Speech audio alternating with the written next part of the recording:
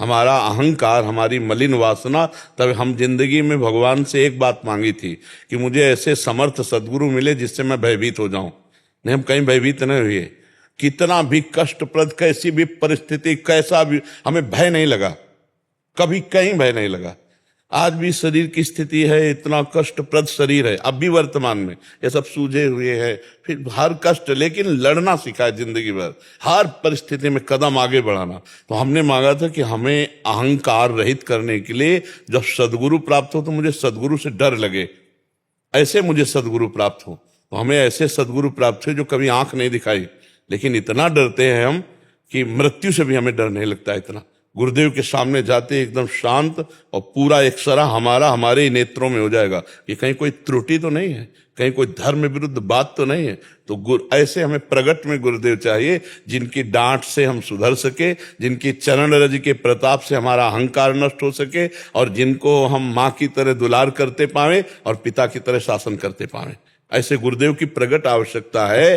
तुम तो एक मनुष्य बालक हो, जब सच्चिदानंद बालक रूप धारण करते हैं तो वो भी गुरु का वरण करते हैं। संदीपनी जी ऊंचे आसन पे बैठते हैं, और जिनकी श्वासों से वेदों का प्रादुर्भाव हुआ वो भगवान नीचे बैठकर विद्या अध्ययन करते हैं। ऐसे ही वशिष्ठ जी ऊपर आसन पर बैठते हैं और भगवान श्री राम नीचे बैठकर के विद्या अध्ययन करते हैं। जब परब्रह्म परमात्मा अवतार लेता है तब गुरु का वरण करता है। तो मनुष्य क्या चीज है? मनुष्य बिना गुरु के सच्चिदानंद को कैसे प्राप्त कर सकता है?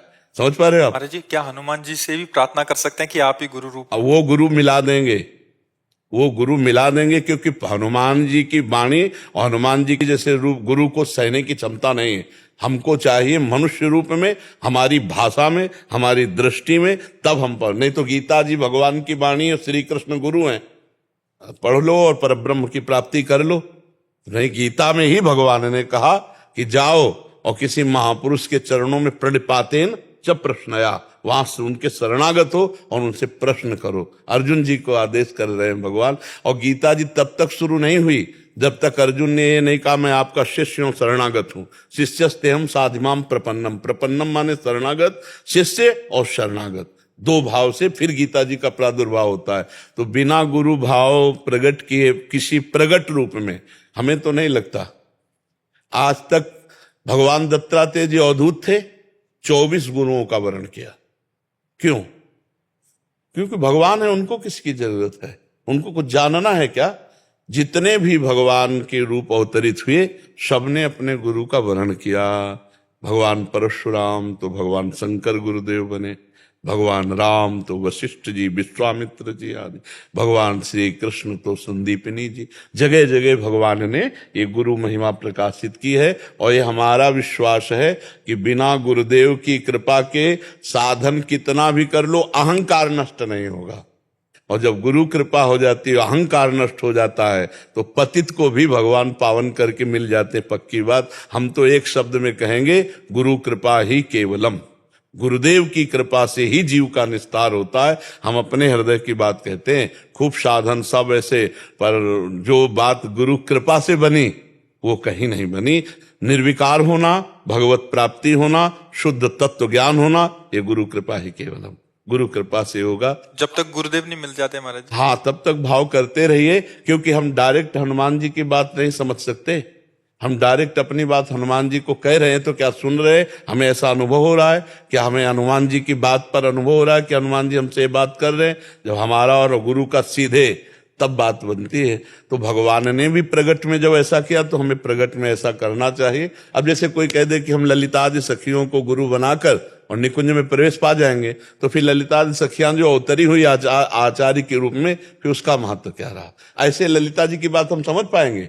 अब समझ पाएंगे स्वामी जी की शरण में हो, हरिदास जी की, और उनकी वाणी पढ़ो, उनके उपदेश पढ़ो, उनके अनुयायियों के चरण संग करो, चरण रज माथे पे धारण करके संग करो। अब ललिता जी की बात समझ में आ जाएगी। तो आचार्य जितने अवतरित हुए हैं वो भगवान ही तो अवतरित हुए हैं। तो हमें आचार्यों की शरण में होकर के तब उस उपासना का रंग आएगा। बच्चा समझ रहे हैं? तब तक हनुमान जी को गुरु मानो, हनुमान जी से कहो कि हमें मनुष्य रूप में मिलो और हमको उपदेश करो, हमको स्वीकार करो। तो विविध रूप उनके, कोई रूप धर करके स्वीकार कर लेंगे। सीधे हनुमान जी की भाषा हम नहीं समझ पाएंगे। श्री हनुमान जी की भाषा सीधे नहीं समझ सकते। हनुमान जी का तेज सीधे सहन करने की सामर्थ्य नहीं। हम मनुष्य हैं, हनुमान जी का तेज नहीं सन कि हनुमान जी सामने बैठकर उपदेश करें हम श्रवण कर सके, इतनी बड़ी सामर्थ्य नहीं। भीम जी वायुपुत्र हैं, हनुमान जी के भाई ही हैं, कांप गए थे।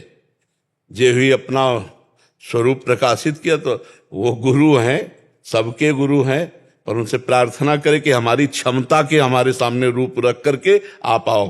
तो बन्नो गुरुपद कंज कृपा सिंधु नर रूप हरि महामोह तम पुंज जासु वचन रवि कर निकर। आज तक जितने भी सिद्ध महापुरुष हुए सब गुरु कृपा पात्र है। आप देखो वो पूज्य श्री सीताराम ओंकारनाथ जी महाराज अपने गुरु की कितनी उपासना की, चरण पादुका हर समय छाती में बांधे रहते। इतने सिद्ध महापुरुष हुए बिना गुरु के। जे गुरु पद अंबुज अनुरागी ते लोकहु बेदहु बड़ भागी। जे गुरु चरण रेनु सिर धरही ते जन सकल विभव बस करे। बिना गुरु के ना तो ब्रह्म बोध होता है, ना भगवत प्रेम होता है, ना इस संसार समुद्र से पार होता। हमारे शास्त्रों का ये अनुभव है। हम भगवान को गुरु बना करके, भगवान हमें डांटने नहीं आएंगे, लेकिन गुरु को भगवान मान करके तो हमें गुरुदेव डांटते भी हैं, हमें समझाते भी हैं, हमें संभालते भी हैं, हमें सजाते भी हैं। जैसे गुरुर ब्रह्मा, ब्रह्मा का काम है सृजन करना, सृष्टि रचना। गुरु ने हमारे हृदय में सद्गुणों की सृष्टि रच दी। गुरुर विष्णु, विष्णु भगवान का कार्य पालन करना। तो हमारे गुरुदेव भगवान ने जो सृष्टि रची ब्रह्मा बनकर सद्गुणों की, उनकी रक्षा भी की, उनका पोषण भी किया। और गुरुदेव महेश्वरा, महेश्वर का काम है विनाश। गुरु ने हमारे सारे दुर्गुणों का विनाश कर दिया। तो गुरुर ब्रह्मा, गुरुर विष्णु, गुरुदेव महेश्वरा, और गुरु साक्षात पर ब्रह्म तस्मै श्री गुरुवे नमः। और जब अनुभव हुआ तो यही लगा कि जो गुरुदेव वही इष्ट, जो इष्ट वही गुरुदेव, कोई अंतर नहीं। वही पर ब्रह्म परमात्मा तत्व ही गुरुदेव रूप में बैठा है। हमारा जो शास्त्रीय सिद्धांत है, जो भागवतिक मार्ग है, वो ऐसा है जी।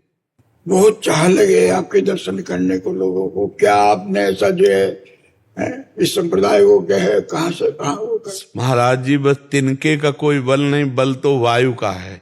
जो वायु तिनके को उड़ा रही है, अगर तिनका सोचे कि हम बहुत उड़ रहे हैं, नहीं नहीं, तिनके के कोई पर नहीं होते, वायु के प्रवाह से उड़ रहा है। ऐसे ही भगवान की कृपा, लाडली लाल की कृपा ही चला रही है। अगर हमारे पूछो तो दोनों किडनी फेल, हम किसी लायक नहीं है, पर उनकी कृपा, कृपा से कहो कृपा से कहा न होई। कृपा से जो मूक है वो वेद पढ़ दे, कृपा से लूला लंगड़ा पहाड़ चढ़ जाए, है ना। उन्हीं बस कृपा। मूकम करोति वाचालम पंगुम लंघेते गिरिम यत कृपा तम हम वंदे परमानंद माधवम। बस कृपा, कृपा, लाडली लाल की कृपा। सबे अंग गुणहीन हो ताको जतन न कोई, एक किशोरी कृपाते जो कछ हो। सोऊ कृपाते सुलभ नहीं ताको कौन उपाव, चरण शरण हरिवंश की सहजय बले। रविंद्र जी दिल्ली से। राधे राधे। राधे राधे महाराज जी, आपके चरणों में कोटि कोटि प्रणाम। महाराज जी, समुद्र मंथन के समय देवताओं और दानवों ने एक जैसा श्रम किया, जबकि फल उनको अलग अलग मिला। महाराज जी, क्या भगवान एक ही समय पर एक ही उद्देश्य के लिए एक ही जैसी किए गए श्रम का फल अलग अलग? अब आप इसमें फिर ध्यान दीजिए, दृष्टि डालिए। इसमें कोई श्रम नहीं कर रहा था, केवल भगवान कर रहे थे। आप पूरे समुद्र मंथन को भी पढ़ना जाके, भगवान ने प्लानिंग बनाई। पता है आपको? हाँ बोलते जाना, जाना पता हो तो हमें बताना। भगवान ने इसका पूरा संकल्प रचा, देवताओं को दैत्यों के पास भेजा सन्निधि के लिए। ये हमारी आपकी मित्रता और समुद्र मंथन होगा, उसमें अमृत आदि जो ये रत्न निकलेंगे उनको हिसाब से बांट लेंगे और अमृत आपस में फिर बांट। फिर समुद्र मंथन के लिए जो मंदराचल पर्वत, उसको भगवान उठा के लाए गरुड़ पे। नहीं, पिचक गए थे, आधे तो मर ही गए थे। भगवान ने अमृत दृष्टि से जिलाया, नहीं तो आधे तो मर गए थे। पढ़ के देख लेना। भगवान उठा के लाए। फिर मंदराचल के लिए जो रस्सी, तो वासुकी नाग को तैयार किया गया और उनमें भगवान निद्रा रूप से बैठे। भगवान वासुकी के अंदर निद्रा रूप से बैठे। भगवान फिर जब देख जो ही मंदराचल चलाना शुरू हुआ, सो डूबने लगा, तो भगवान कच्छप रूप से बैठे नीचे। फिर देखा कि दैत्य जो है, जब वो पूंछ की तरफ लगाया तो उन्होंने कहा मुझे निकष्ट समझते हो क्या? तो फण की तरफ, तो उनके अंदर जो जहर की फण से निकल रही थी वासुकी के, तो भगवान उनके दैत्य शक्ति के रूप में, दैत्य शक्ति, अपार बल बन करके भगवान और देवताओं में देवी शक्ति के रूप में, और ऊपर से 1000 भुजा धारण करके मंदराचल को ऊपर से रोके हुए, और इधर अजित रूप से देवताओं की तरफ लग के पूरे समुद्र मंथन में महाराज केवल भगवान है। भगवान का बल काम कर रहा है। और भगवान सदैव अपने जनों का पक्ष लेते हैं। अपने जन कौन? जो भगवान की शरण में। दैत्यों ने भगवान को नहीं पुकारा था।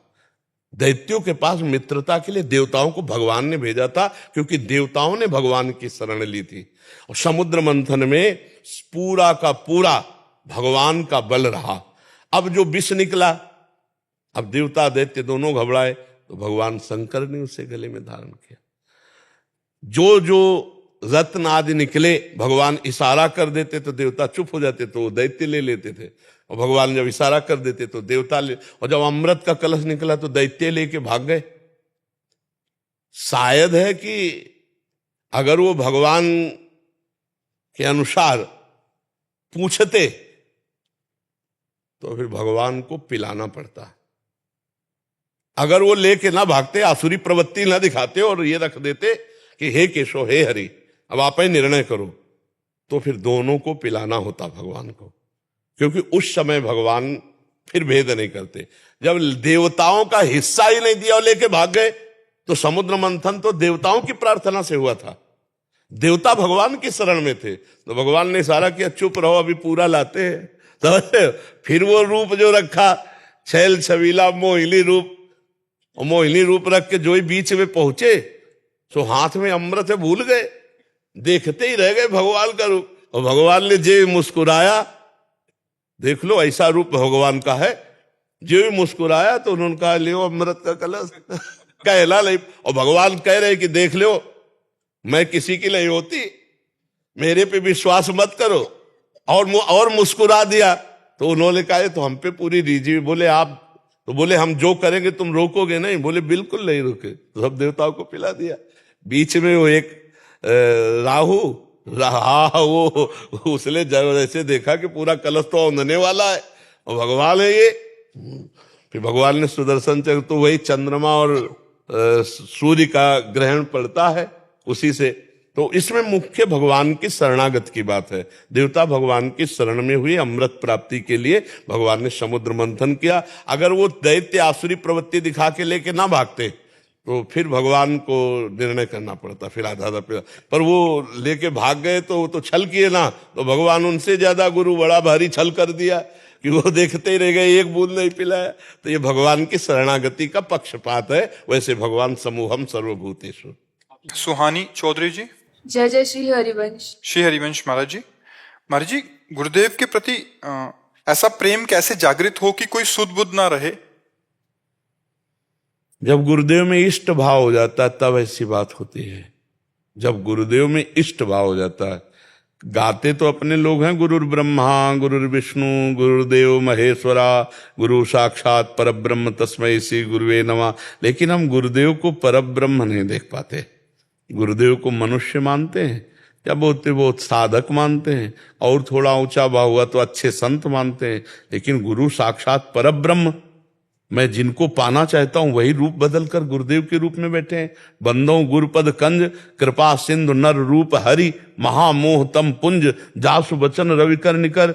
ऐसा गुरु के प्रति भाव हो जाना कि साक्षात मेरे इष्ट देव गुरुदेव के रूप में बैठे हैं, तभी हम फिर रात दिन उन्हीं के ध्यान में डूबे रह सकते हैं। ध्यान मूलम गुरु मूर्ति, पूजा मूलम गुरुपदम, मंत्र मूलम गुरु वाक्यम, मोक्ष मूलम गुरु कृपा। फिर उसको कुछ साधन करने की जरूरत नहीं, जो गुरु से इतना प्यार करता है तो वो गुरु स्वरूप ही हो जाता है। जैसे एक भृंगी नाम का कीड़ा है, वो दूसरे कीड़े को लाता है और अपने घरौंदे में बंद करके और भन भन उसको ऐसे डंक मारता है और अपनी तरफ आकर्षित करता है, और भन भन तो चिंतन करते करते अन्य जाति का कीड़ा बिना शरीर छोड़े भृंगी कीड़ा बन जाता है। ऐसे ही हम गुरुदेव के द्वारा दिया हुआ मंत्र, गुरुदेव के द्वारा दिया हुआ नाम, निरंतर गुरुमुख जो हमें मिला है, उसका हम चिंतन, तो हम गुरु स्वरूप ही हो जाते हैं, हम भगवत स्वरूप हो जाते हैं। जो गुरुदेव वही अंदर अंतरात्मा हो जाती है। ये बाहरी रूप ले, अंतरात्मा वही हो जाती है। सच्चा प्यार तो वही है कि हम प्यारे के रंग में रंग जाए। जो प्यारे वही रंग रंग जाए। तो गुरुदेव से ऐसा प्यार तो कोई बिरला ही करता है, जिसने अपना सर्वस्व गुरुदेव को, और गुरुदेव का बताया हुआ नाम मंत्र ही सर्वस्व, वो आगे निकल जाता है। पर है बहुत कठिन, इसी का दुरुपयोग किया जाता है, इसी का दुरुपयोग किया जाता है, पाखंड में इसी का दुरुपयोग किया जाता है। गुरु को शिष्य ने सब कुछ दिया, लेकिन गुरु ने कुछ नहीं लिया। हमारे शास्त्रों में, सिद्धांतों में, इतिहास में भरा पड़ा है कि गुरुदेव को सर्वस्व न्यौछावर किया और पूर्ण काम गुरुदेव कुछ नहीं लिए। तन मन प्राण सर्वस्व न्यौछावर गुरुदेव को, और गुरुदेव ने कुछ नहीं लिया। आनंद ले। एक दिन समर्थ गुरु स्वामी रामदास जी महाराज शिवाजी के पास गए और कहा भिक्षाम दे। सोचा समर्थ स्वामी जी आए, ये तो गुरुदेव को क्या दे, पूरा राजपाट सब लिख करके झोली में। बोले हाँ ठीक है, आज से तू सेवक, चल राज शासन पूर्वक धर्म पूर्वक कर, मेरा राज्य तू सेवक। जय जय। सब कुछ दिया, कुछ ले लिया। शिष्य आसक्त, गुरु निरपेक्ष, शिष्य समर्पित और गुरु स्पृहा रहित, कोई इच्छा नहीं। तो इन्हीं सूत्रों का दुरुपयोग किया जाता है। अब वो बेचारा भोला जीव तन मन प्राण समो, गुरुदेव उसी का पाखंड के द्वारा सेवन गलत, उसने सर्वस्व समर्पित किया, उन्होंने कुछ नहीं लिया। जब तक लेने की चाह तो गुरु कहां, गुरु वही जो देने की चाह में मगन है। सबको नाम, सबको सुख, सबके जीवन रक्षा, सबका मंगल, वही गुरु। किसी से कुछ लेने की चाह आई तो वो गुरु नहीं, गुरु वो हुआ जो देने वाला है। तब लग जोगी जगत गुरु, जब लग रहा निराश, और जब आशा मन में भई तो जग गुरु और जोगी दास। जोगी दास, तो ये बात समझो, गुरु में पर ब्रह्म भावना, लेकिन गुरु की आज्ञा पर निरत, जो नाम दिया, जो मंत्र दिया। और हम आप सबसे प्रार्थना करेंगे कि अपने गुरुदेव को मन प्राण समर्पित करके उनकी बात को समझो, जो नाम मंत्र दिया है। कहीं व्यभिचार आदि दोषों में, कहीं गंदी बातों में, कहीं ऐसे हो तो गुरु की आज्ञा का उल्लंघन करने में सुख मिलेगा। गुरु बलि तजेओ, बलि को उनके गुरुदेव ने मना किया कि तुम भगवान को 3 पग पृथ्वी नहीं दोगे, तो नहीं माने, दे दिया। अगर गुरु गलत आज्ञा करे तो नहीं मानना चाहिए। मान लो तन मन प्राण समर्पित, अब कोई गलत आज्ञा गुरु कर रहे हैं तो हमें समझना चाहिए हमारी परीक्षा हो रही, बिल्कुल खरे उतरना है। गुरु भी कहें तो गलत नहीं करना। यदि सही वो होंगे तो शाबाशी देंगे, और गलत होंगे तो उनके होश ठिकाने हो जाएंगे। दोनों बातें हैं। तो ये बात ध्यान रखना। गुरु प्रेम का तात्पर्य क्या है? भगवत प्रेम। गुरु प्रेम का तात्पर्य क्या है? उनकी आज्ञा का पालन करना। उनकी आज्ञा कितनी हो सकती है? जो धर्मशास्त्र सम्मत है। धर्म के विरुद्ध कभी गुरु उपदेश आदेश दे ही नहीं सकते। आज तक कहीं किसी गुरुजनों ने नहीं दिया। धर्म के विरुद्ध आदेश उपदेश नहीं कर सकते। अगर धर्म के विरुद्ध आदेश उपदेश है तो हमें नहीं मानना। फिर हमें समझना है कि दाल में काला है, हमें नहीं मानना। धर्म विरुद्ध आचरण नहीं मानना, ये बात ध्यान रखो। बिल्कुल इस बात पर दृढ़ रहोगे तो आगे निकल जाओगे, नहीं तो बाद में रोना पड़ेगा। समाज में सत्य मार्ग मिलना बहुत कठिन है। हाँ है, शास्त्रों में लिखा है, सकल समर्पण प्राण धन गुरु सेवा तज करें जबान। यह इसका मतलब क्या है? इसका मतलब गंदी बात थोड़ी है, इसका मतलब गंदा आचरण थोड़ी है, इसका मतलब गंदा व्यवहार थोड़ी है। नहीं, गुरुदेव की आज्ञा पर चल रहे हैं, रात दिन भजन में लगे, गुरुदेव जैसा कह रहे हैं वैसे चल रहे हैं। अब गुरुदेव इसका अगर दुरुपयोग करें तो ऐसे फिर नहीं, फिर वो बात नहीं। फिर गुरु बलि तजेओ कंत ब्रज बनितन भे मुद मंगलकारी। गुरु बलि तजेओ, फिर छोड़ दो, फिर सतमार्ग का आश्रय लो। वहां सतमार्ग नहीं मिलेगा। आप गए और औरों घालें, जे कहूं सतमार्ग प्रतिपालें। आप तो गिरे ही है, तुमको भी ले, ऐसी बात को, क्योंकि इन्हीं शब्दों का दुरुपयोग होता है। सकल समर्पण प्राण धन, अब ये परम पवित्र शब्द गुरुदेव को समर्पित, तो अब उसका दुरुपयोग अगर होगा तो फिर सतमार्ग कहाँ रह जाएगा। तो इसलिए बहुत सावधान रहे। जहां कहीं ऐसा हो तो वहां से अपना राधा राधा राधा राधा, और नहीं तो गुरुदेव की आज्ञा पर चले तो गुरुदेव से प्रेम हो। गुरुदेव कौन है? अखंड मंडलाकारम व्याप्तम मेन चराचरम। इतने रूप गुरु का नहीं है। ये पार्थिव मायाकृत रूप है। गुरुदेव का स्वरूप क्या है? अखंड मंडलाकारम व्याप्तम एन चराचरम तत्पदम दर्शितम मेन तस्मै श्री गुरुवे नमः। सबके हृदय में गुरुदेव भगवान विराजमान, जो ब्रह्मानंदम परम सुखदम केवलम ज्ञान मूर्तिम, पंचभूतम रूपम नहीं, केवलम ज्ञान मूर्तिम द्वंद्वातीतम गगन सदसम तत्वमस्यादि लक्ष्यम एकम नित्यम विमल मचलम सर्वधि साक्षिभूतम भावातीतम त्रिगुण रहितम सदगुरुम तम नमः। सदगुरु परब्रह्म परमात्मा है। तो इसलिए हम जब अपने गुरुदेव में परब्रह्म भावना, तभी वो पूछा सखी ने कब गुरु मंत्र लेना चाहे, तो कहा जब बुद्धि का विकास हो जाए, गुरु को समझे, उपासना को समझे, मंत्र को समझे, भाव को समझे, तब हम गुरु मंत्र ले। नहीं तो नाम दीक्षा दे देनी चाहिए, नाम जपवाओ, और जब बुद्धि का प्रकाश हो, अपने को भी बचाएं और सामने वाले को भी बचाएं।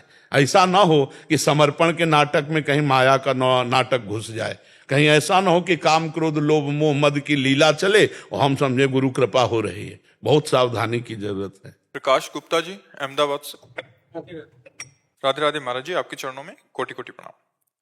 महाराज जी, जब पहला जन्म हुआ और इस आत्मा को ईश्वर की दिव्य लीला का अंग बनाकर इस संसार में भेजा गया था, वो ईश्वर की योजना का हिस्सा असल था। बात उसको सही ढंग से समझो तो बात समझोगे। भेजा नहीं गया था, स्वयं आया है। एक अहम बहु श्याम, केवल भगवान श्री कृष्ण थे जब सृष्टि नहीं थी। जब सृष्टि नहीं रहेगी तो केवल भगवान रहेंगे। बीच में वो कह रहे हैं मत्ता परतरम नान्यत किंचिदस्ति धनंजय, मेरे सिवा कोई नहीं है। वही सब रूपों में बन गए। बहुनाम जन्म नावंते ज्ञानवान माम प्रपद्यते वासुदेवा स्वरमित सा महात्मा सुदुर्लभा। जो सब कुछ भगवान वासुदेव ऐसा जान गया, वो महात्मा दुर्लभ है। भगवान गीता जी में कह रहे हैं वासना वासुदेवस्य वासितम भुवनत्रयम्। भगवान श्री कृष्ण की ही इच्छा से ये त्रिभुवन प्रकट हुआ है। अब क्या हुआ, हम भगवान की इच्छा में नहीं टिके, हम अपनी इच्छाएं कर ली, अपने को पुरुष मान के, अपने को स्त्री मान के, और नाना प्रकार के पापाचरणों में बह गए। अब हम भूल गए कि हम भगवान के हैं, भूल करके अपनी इच्छाओं के बंधन में बंध गए। हमारा पहला जन्म कौन है? आप ये जैसे भगवान अनादि है ना, ऐसे भगवान की माया अनादि है। जैसे भगवान अनिर्वचनीय है ना, ऐसे भगवान की माया अनिर्वचनीय है। आज तक कहीं किसी भी शास्त्र में, धर्म ग्रंथ में तिथि तारीख नहीं लिखी कि अमुक समय रचा गया था संसार। आज तक कहीं नहीं। संसार की रचना का वर्णन है, लेकिन काल का वर्णन नहीं है। समय, तिथि, जैसे आपकी मुच्छ किस तारीख को निकली थी, आप बता सकते? आप ही की निकली है, आप नहीं बता पाएंगे। क्यों नहीं बता पाएंगे? जब आपकी निकली तो आप क्यों नहीं बता सकते? नहीं, हम बता नहीं सकते। यह है निर्वचनीय माया। कब आपका पहला जन्म हुआ, नहीं बता सकते। अनादि और आखिरी में अनंत, अनादि और अनंत, ऐसी उसकी महिमा है। अब हमको वर्तमान के समय को सुधारना, पीछे की तरफ तो छोड़ो। जो हुआ, जो होगा, वो सब गया। हमें ना भूत की सोचना, ना भविष्य की। अब हमें वर्तमान में मनुष्य शरीर मिला, अब हम जान जाएं कि हम कौन है, हमारा कर्तव्य क्या है, हमारा लक्ष्य क्या है, हम कैसे भगवत प्राप्त हो, कैसे दुखों से निवृत्त हो। इस समस्या का समाधान करो। समझ पा रहे हो आप? इस समस्या का समाधान अगर नहीं हुआ तो चारों वेद कंठस्थ हों, 18 पुराण कंठस्थ हों, तो भी काम नहीं बनेगा। हमारा काम बनना है इसी जन्म में वर्तमान को भगवद स्मृति में लगाने से। तदर्पिता अखिलाचारिता तद्स्मरणेन परम व्याकुल देते। समस्त आचरण भगवान को समर्पित कर दो और निरंतर भगवान का स्मरण करो। अभी आप समझ जाओगे कि आप कौन हैं। आपका ये शरीर आप तो नहीं है ना, इतना तो कहीं ना कहीं अध्यात्म से समझ ही रहे हैं ना, पर कहीं ये समझते हुए भी, समझाते हुए भी नहीं समझ रहे हैं। शरीर में है, आप देख लो, पकड़ो हमारी बात को, है ना, अपने इसी देहाभिमान में ही है। और जब तक ये देहाभिमान है, तब तक भगवदानंद की अनुभूति नहीं हो सकती। इसीलिए इसको मिटाने के लिए भगवत सेवा, भगवत लीला कथा गायन, भगवत लीला कथा श्रवण, भगवत नाम कीर्तन, भगवत भक्तों का संग, इसी से देहाभिमान गलित होता है। जब अपने अंदर दैन्य भाव आ जाएगा ना कि सब हमसे महान, हम सबसे छोटे हैं, तो बिल्कुल भगवान के नजदीक पहुंच जाएंगे। तृणादपि सुनीचेन, जब अपने को सब तृण से भी नीच अपने को समझ लेगा। अभी तो ऐसा नहीं है, देहाभिमान बहुत बढ़ा हुआ है। तो इसको नाम जप के द्वारा, सत्संग के द्वारा, कीर्तन के द्वारा, भगवत कथा श्रवण, गुणगान, परोपकार के द्वारा हम पहले अंतःकरण को पवित्र करें और हमारी इच्छाओं का नाश हो, पूर्ति नहीं, इच्छाओं का नाश हो। इच्छा रहित होते ही आपके सारे प्रश्न खत्म हो जाएंगे, आपका सब ज्ञान प्रकाशित हो जाएगा। आप कौन है, कहां तक भटके और कहां से आप जागृत हुए, अब आपकी भटकन मिट गई कि नहीं, सब आपको ज्ञान हो जाएगा। ऐसे तर्क और वार्ता विवाद से इसके समस्या का समाधान नहीं। समस्या का समाधान भजन से है, नाम जप से है, नाम कीर्तन से। उसी बात पर हम जोर देते हैं। क्या जानना चाहते हो आप? इन्होंने कहा कि वो ईश्वर की योजना का एक हिस्सा था, जिसके बाद आत्मा कोई योजना नहीं, आपकी योजना है। बस हमको यही समझाना है। थोपो मत, काले कर्म ईश्वर ही मिथ्या दोष लगाए। थोपो मत, तुम्हारी है, तुम्हारी। हम जब कह रहे हैं उस बात को समझो। इसमें क्या है, ये किससे चल रहा है? बिजली से। ये क्या चल रहा है? बिजली। ये क्या, किससे चल रहा है? सर्वत्र बिजली एक है ना, बिजली एक है ना, प्रभाव अलग अलग है। एक हवा फेंक रहा है, एक ठंडा फेंक रहा है। अगर ये हीटर में हो तो गर्मी फेंकेगा। बिजली तो वही है, बस वो बिजली देखो, परमात्मा है। तुम्हारे अंदर जो पावर है वो किसका है? परमात्मा का है। प्रयोग कहां कर रहे हो? इच्छाओं की पूर्ति माया में, कभी नहीं जान पाओगे। और थोपोगे ईश्वर काल ही कर्म ही ईश्वर ही मिथ्या दोष लगाए। जो न तरे भवसागर असमाज नर पाए, स्वति निंदक मंदमति आत्मनन गति जाए। बहुत सूक्ष्म विषय, इसको समझना है। हमें किसी ने नहीं बांध रखा, हम खुद बंधे हुए हैं। भगवान तो हमें मुक्त करने के लिए अवसर दिए। भगवान ने आपको भेजा सत्संग में, मानते हो बात? आप नहीं आए, आपको भगवान ने भेजा है। अब मोहि भाव भरोस हनुमंता, बिनु हरि कृपा मिले नहीं संता। आपको मनुष्य शरीर भगवान ने कृपा करके दिया और आपको मनुष्य शरीर में सत्संग दिया। सत्संग में कृपा करके भगवान आपको बता रहे हैं कि आप कैसे मुक्त होगे। अब इसी को पकड़ लो, मुक्त हो जाओ। भगवान तो मुक्त करने वाले हैं, मंगल भवन है। वो बांध कैसे सकते हैं किसी को? वो कष्ट किसी को कैसे? जिन्होंने भगवान को कष्ट देना चाहा उनको तो परम सुख दे दिया। जहर लगा के पूतना जाती भगवान श्री कृष्ण को 6वें दिन मारने, भगवान उसे परम पद दे देते हैं। भगवान की योजना हमें बांध नहीं सकती, भगवान की योजना हमें कष्ट नहीं दे सकती। भगवान की योजना हमें मुक्ति की तरफ ले जाती है। हमारी योजना हमें बांध रही है, हमारी योजना हमें दुख दे रही है। आशा ही परमम दुखम नैराश्यम परमम सुखम। हमारी जो भोगों की आशा है, जो धन की आशा है, जीने की आशा है, परिवार की आशा है, यही हमारा बंधन है। भगवान ने तो बड़ी कृपा की, बहुत सुंदर पत्नी, पुत्र, परिवार, मकान, दुकान, कितना सब बढ़िया। अब इसे सब भगवान को समर्पित करो, भगवान की वस्तु है, और खूब नाम जप करो, देखो अभी आनंद आ जाएगा। अब नाम जप नहीं करोगे, इसे अपना मानोगे, इसके कर्ता भोक्ता बनोगे, तो दुख, चिंता, शोक, उद्विग्न, भय, मृत्यु यही बार बार मिलेंगे। पुनरपि जननम पुनरपि मरणम पुनरपि जननी जठरे शयनम। और आप कहोगे भगवान का विधान है, बस यही गलत बात है। भगवान ने तो चाह करके आपको सब विधान दे दिए। अगर सत्संग ना मिला होता, मानव देह ना मिला होता, हम बुद्धिहीन होते, पागल होते तो बात है। हम बुद्धिमान होकर भी पागल बनकर के माया के सूत्रों में बंधते चले जा रहे हैं। भगवान कह रहे हैं कि नहीं, सबकी ममता ताग बटोरी, मम पद मन बांध बरडोरी। भगवान कह रहे हैं अनन्यस चिंतयन्तो माम, ठेका लेता हूं योगक्षेमम वाम्यम। हम एक को बात भगवान की नहीं मान रहे। अब कह दे कि भगवान नहीं चाह रहे भजन करना, तो हम क्या करें?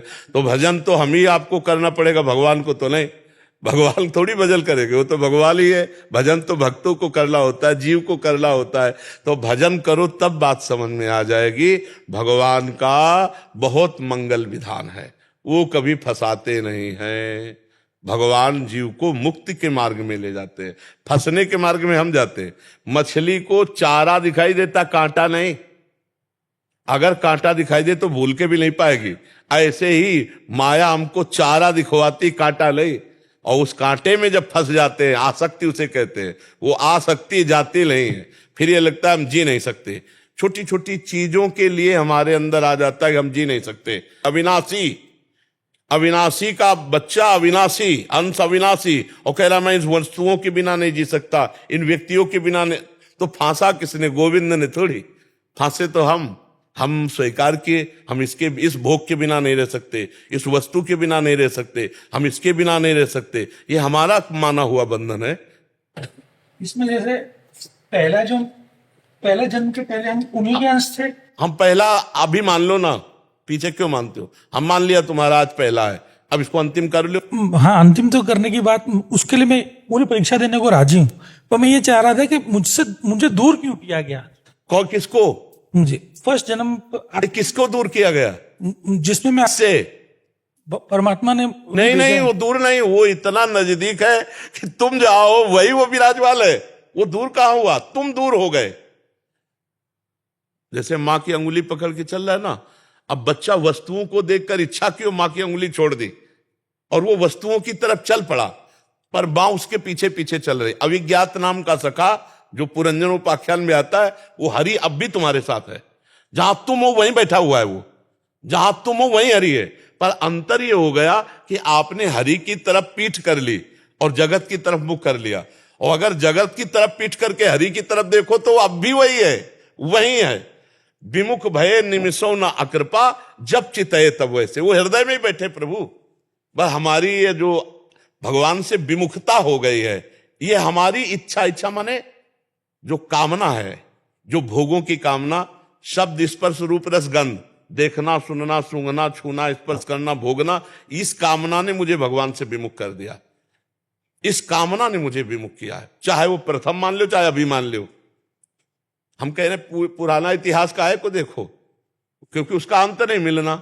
जैसे समुद्र की तरंगे गिन सकते हो क्या? ऐसे हमारे जन्म हो गए, इतने जन्म हो गए। अब कैसे उसका पता लगाया जाए? इसलिए हम इसको पहला माने और इसी को अंतिम कर देते हैं। हम इसी को पहला मान के अंतिम कर देते हैं श्री कृष्ण चरणों में, क्योंकि पीछे का तो सब वो मिटा देंगे। हम तो हम सर्व पापेभ्यो मोक्षयिष्यामिमाशुचा, वो सर्वज्ञ हैं। हम तो नहीं जान सकते कि हमारे कितने जन्म हुए, लेकिन उनको तो एक एक का पता है ना, उनको तो पता है। उनके ज्ञान के सामने हमारा न भूत न भविष्य न वर्तमान ये पर्दा नहीं बन सकता। हमारे लिए हो सकता है भूत भविष्य वर्तमान। जैसे अपनी हथेली पे हम आंवला रख ले तो चारों तरफ से देख सकते हैं, ऐसे ही भगवान अनंत ब्रह्मांडों को ऐसे देख रहे हैं, अनंत जन्मों को देख रहे हैं। तो हम उनका भजन करके अपना आखिरी जन्म कर लें तो हम मान लेते हैं कि हमें भगवान की कृपा से मानव देह मिला और ये पहला है, और इतना भजन करते हैं कि इसको आखिरी बना देते हैं। जन्म मरण से हम मुक्त हो जाएं, यही खास बात है। और जन्म मरण के बंधन में बांधने वाला हमारा कामना है, हमारी इच्छा है, हमारा संकल्प है, हमारी आशा है, इसी को मिटाना है। आप समझ पा रहे हो? चाहे पहला उधर मान लो, चाहे पहला इधर मान लो, हम विमुख हैं, फंसे हैं तो अपनी कामनाओं से फंसे, इच्छाओं से फंसे। जाहि न चाहिए कबहु कछु, तुम सन सहज स्नेह, बसहु निरंतर तासुर, शोराउर निजगे। जिसे कभी कुछ नहीं चाहिए। संत महात्मा जो साधन कर रहे हैं किस बात के लिए? चाह मिटी चिंता मिटी, मनुआ बेपरवाह, जिनको कछु न चाहिए वो साहन के साह। भगवत स्वरूप होगा। चाह मिटाओ, बस चाह मिटाना ही तो साधना है। चाह मिटा दो, फिर देखो आप फिर प्रश्न करना के चाह मिटा दो एक बार, कुछ नहीं चाहिए, फिर प्रश्न नहीं रह जाएगा। देखो तुम और तुम्हारा चेहरा, ये दो तब तक दिखाई देंगे जब तक दर्पण है। इसमें जो दिखाई दे रहा है वो सत्य नहीं है। इसको हटा दो तो आप ही आप बचोगे, आप ही आप बचेगा। अंतःकरण रूपी दर्पण हट जाए तो आप ही आप है, दूसरा कोई नहीं है। एको ब्रह्म द्वितीयो नास्ति, वही वो खेल रहा है। बस यही बात जानने के लिए साधना की जाती है, और साधना जब हो जाती है तब सब, न स्थूल न सूक्ष्म न कारण, ये मायाकृत शरीर है, ये हमारा स्वरूप नहीं है।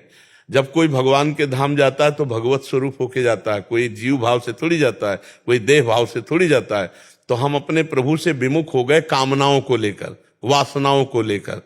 नहीं, अगर ये कामना वासना छोड़ दो तो अभी आप देखोगे कि प्रभु ही प्रभु हैं, आप कहीं नहीं है, आप कहीं है ही नहीं। ढूंढने वाला जब चला और जब मिला तो जो मिला तो खोजने वाला खो गया।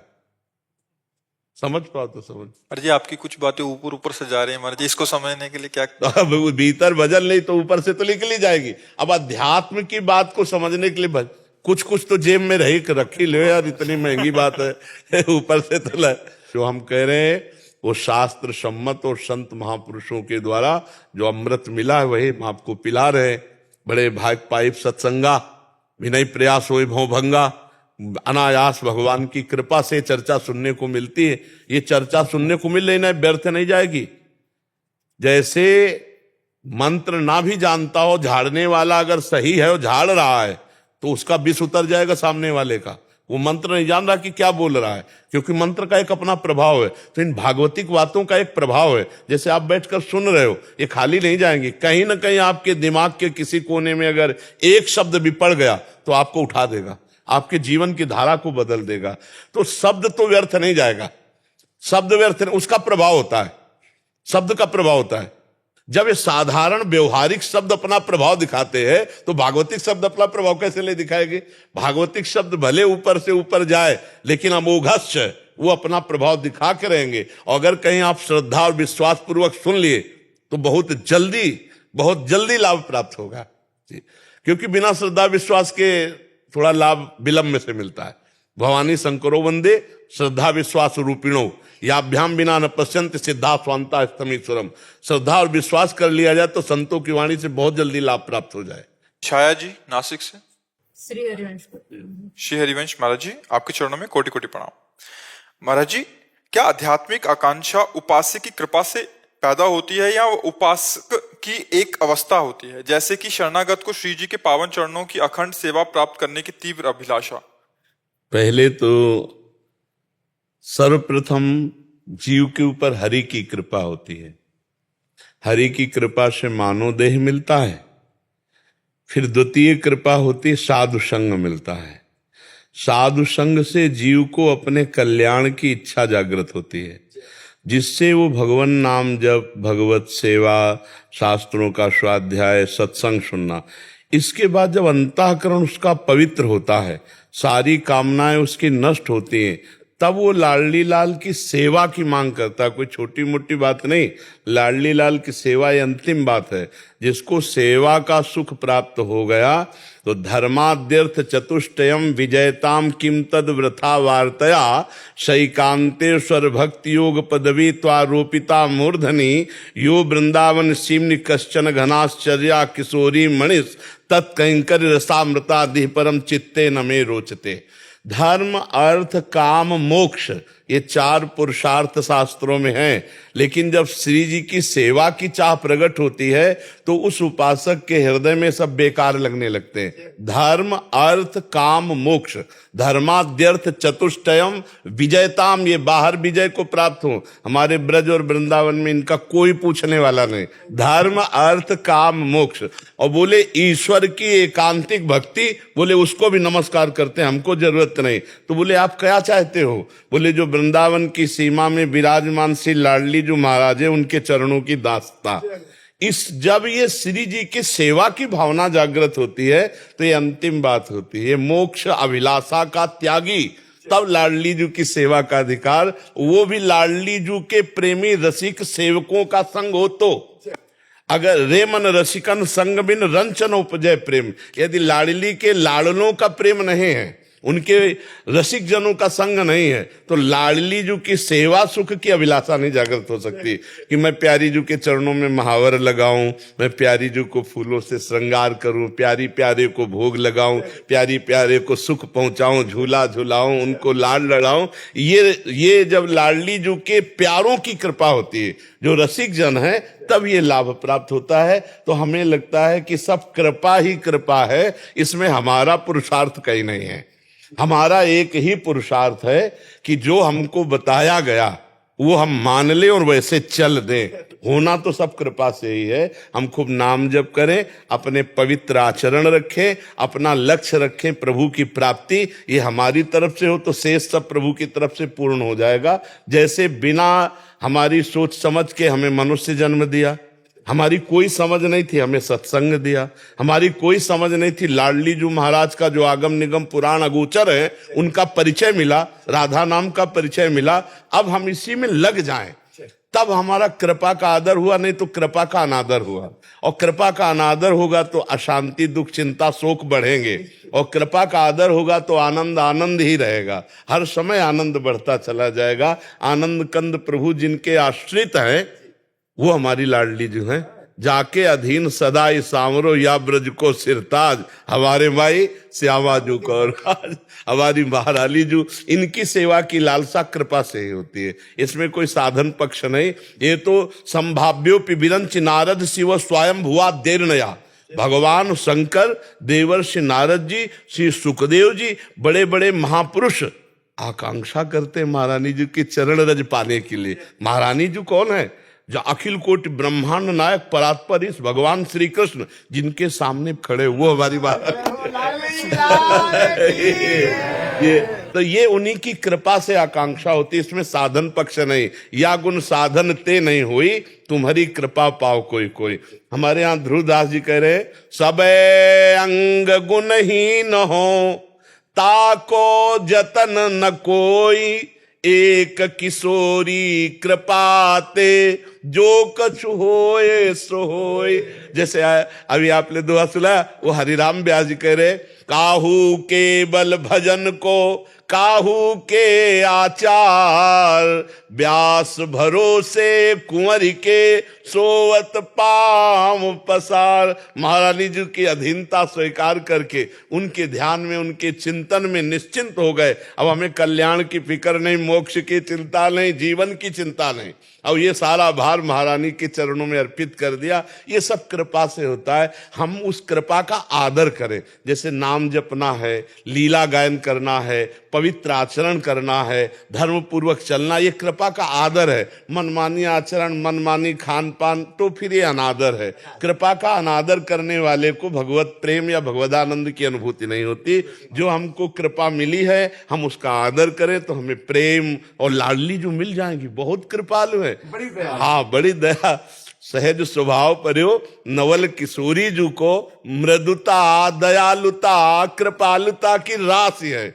ने कहूं न रिस कहूं, भूली हूं न होत सखी, रहत प्रसन्न सदा हिये मुख हास्य है। ऐसी सुकुमारी प्यारे लाल जू की प्राण प्यारी, धन्य धन्य धन्य तेई जे इनके उपास है। वो धन्य है जो लाडली जू के गोरे चरणारविंद की ठसक में रहता है। हाँ, क्योंकि रसघन मोहन मूर्तिम विचित्र केलि महोत्सवोल्लसितम, राधा चरण विलोडित रुचिर शिखंडम हरिम बंदे। जिनके चरणों की वंदना संपूर्ण संसार करता है, वो हरि जिन गोरे चरणारविंद में मोर मुकुट पधराते हैं, वो हमारी श्री लाडली जी महाराज है। ये कृपा से होता है, किसी साधन से नहीं होता है। जितेंद्र सिंह जी। राधा वल्लभ श्री हरिवंश महाराज जी। महाराज जी, आजकल कहीं कहीं सुनने को मिलता है कि सत्य को अपनी सुविधा के अनुसार तोड़ मरोड़ कर बताया जाता है। हाँ, जब साधना नहीं है, भजन नहीं है, तो शास्त्रों के शब्द ऐसे समझ में आ जाएंगे क्या? मान लो अभी 10-12 की स्कूल की पढ़ाई पढ़ी और थोड़ा अगर मन आया तो व्याकरण पढ़ लिया, नहीं तो शास्त्रों का प्रवचन करने लगे अर्थ की प्राप्ति के लिए, सम्मान की प्राप्ति के लिए। तो ऐसे ही समझ में आ जाएंगे शास्त्र में जो लिखा है। तो फिर अपनी वासना की पूर्ति के लिए शब्दार्थ तो बदल ही देंगे। ना वो भावार्थ पकड़ पाएंगे, ना वो रहस्यार्थ पकड़ पाएंगे, क्योंकि उसके लिए भजन चाहिए। आप उपनिषदों में देखिए कि जैसे किसी उपनिषद के सूत्र को किसी ऋषि के द्वारा शिष्य को बताना है, तो बोले 12 वर्ष आप आश्रम में सोने लगाइए।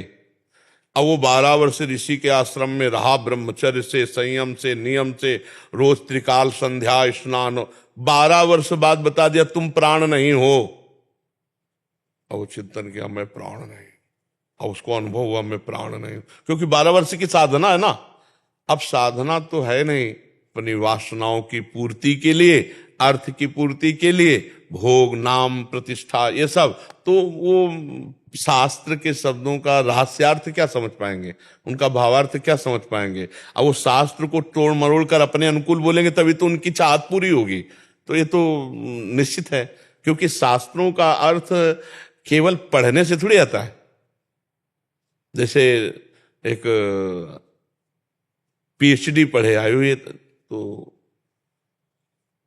जब शास्त्र की बात, तो हम कहा देखो पहले हमको ये बताओ, वो कह रहे थे कि हम धर्म शास्त्रों में पीएचडी किए, तो हम कहा पहले हमको ये बताओ तुम काम विजयी हो कि नहीं, तुम क्रोध विजयी हो कि नहीं, लोभ विजयी हो कि नहीं, वृंदावन में बैठे हो, झूठ मत बोलना। तो बोले ये विषय ही नहीं है। तुम का पीएचडी भी हमसे काहे को बात करते हो। भाई धर्म के विषय को तभी जान सकते हो जब धर्मात्मा स्वयं आप बनो। धर्मात्मा पुरुष तितिक्षु होता है, सहनशील होता है, वो काम वेग को, क्रोध वेग को, मोह वेग को, मद वेग को जो सह सकता है वही, और सब इसमें परास्त होते हैं। नहीं तो फिर शास्त्र का अर्थ कैसे समझ में आएगा। पहले जैसे राजा लोग तिजोरी संपत्ति जहां रखते थे ना, खजाना, वहां कई मार्ग बनवाते थे और भूल भुलैया कर देते थे। उसमें से वही जाएगा जो राजा का पर्सनल आदमी है, वो उस मार्ग को जानता है, उन भूल भुलैया में नहीं जाएगा, वो सीधे खजाने पहुंच जाएगा। ऐसे शास्त्रों में ना ब्रह्म तत्व, भगवत प्रेम आदि खुला नहीं रखा है, घुमा के खजाने में ऐसे रखा है कि गुरु के द्वारा ही, जो गुरु सेवी है, भजनानंदी है, वही उस शब्दों के मार्ग से पहुंच पाएगा उस तत्व में, नहीं तो पहुंच पाएगा। आप कभी सुनते हो भागवत में एकादश स्कंद का कथा हो रही तो हमें बताना, कोई बिरला कहेगा एकादश स्कंद जो उद्धव जी को भगवान जाते समय उपदेश दे रहे हैं, खजाना रखा हुआ है। पर वहां जब स्वयं की पकड़ नहीं है तो फिर उसका प्रवचन कैसे होगा। तो इसलिए वास्तविक जो शास्त्रीय अर्थ है वो तप और भजन के द्वारा समझ में आता है, जब भगवान लक्ष्य हो। अगर पैसा लक्ष्य है तो फिर लक्ष्य समझ में नहीं आता। बातें बना लो, जैसे एक बार आगरे से 2-3 विद्वान आए थे तो हित धाम में, तो तर्क के लिए, तो उनसे कहा देखो शास्त्र का मतलब है हम अपने अंदर के दुर्गुणों पर विजय प्राप्त करें।